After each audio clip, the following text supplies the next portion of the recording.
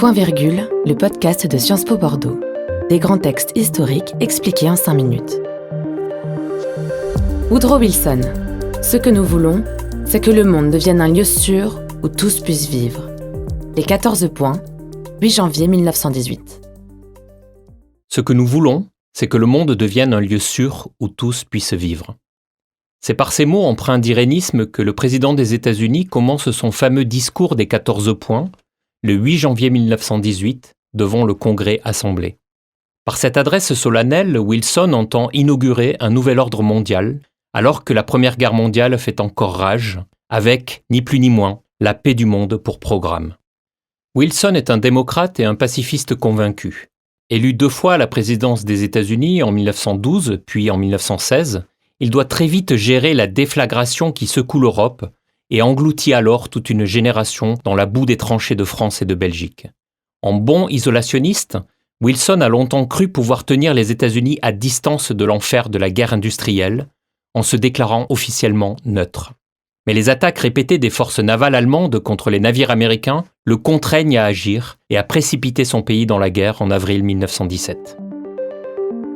Mettre un terme à la guerre et assurer la paix. Même pleinement engagé pour la victoire des Alliés, Wilson ne renie pas sa nature. Très vite, son pacifisme reprend le dessus et après un premier discours au goût d'inachevé, prononcé dès 1917, Wilson réitère en janvier 1918.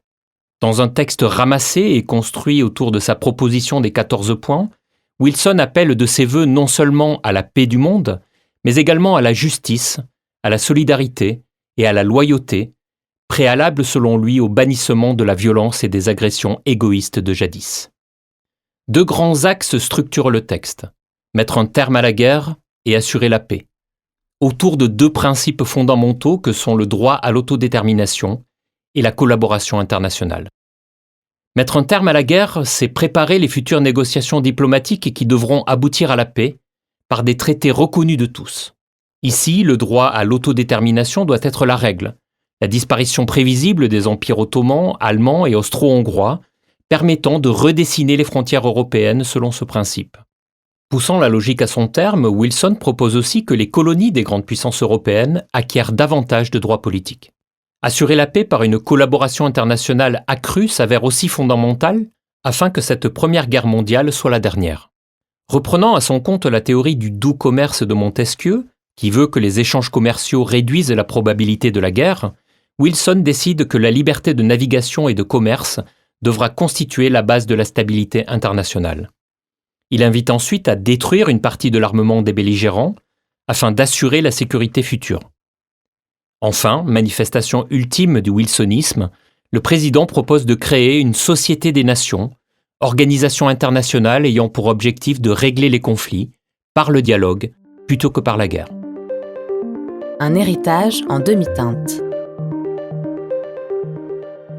Les 14 points relayés par les médias américains et étrangers suscitent d'emblée l'enthousiasme, dans la perspective d'une paix que tout le monde voit poindre.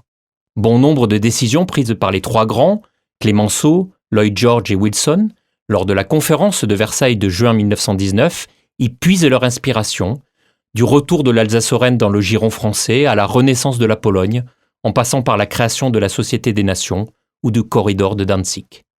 Pourtant, à bien y regarder, c'est plutôt l'intransigeance de la France et de Clemenceau qui irrigue le traité de Versailles, avec les conséquences que l'on sait, bien plus que les idées de Wilson. Symbole de cet échec, le principe d'autodétermination, pourtant central dans les 14 points, n'est pas mis en œuvre pour ce qui concerne les colonies ou mal mis en œuvre pour le tracé des nouvelles frontières de l'Europe. En lieu et place de l'espoir entrevu, ce sont les frustrations qui s'enracinent. Pire, alors qu'il tente en septembre 1919 de convaincre l'opinion américaine du bien fondé de l'adhésion de son propre pays à sa SDN, Wilson est frappé d'une attaque cérébrale qui le laisse à demi paralysé.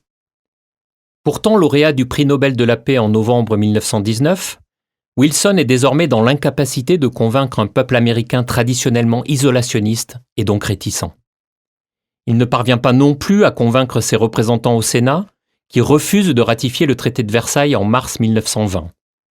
Ainsi, les États-Unis n'adhéreront jamais à la SDN, tuant dans l'œuf ses capacités d'action et de contrainte. Ni l'invasion de la Mandchourie par le Japon impérialiste en 1931, ni celle de l'Éthiopie par l'Italie fasciste en 1935, ni les multiples entorses de l'Allemagne nazie au traité de Versailles après 1935 ne pourront être évitées, menant inexorablement au second conflit mondial.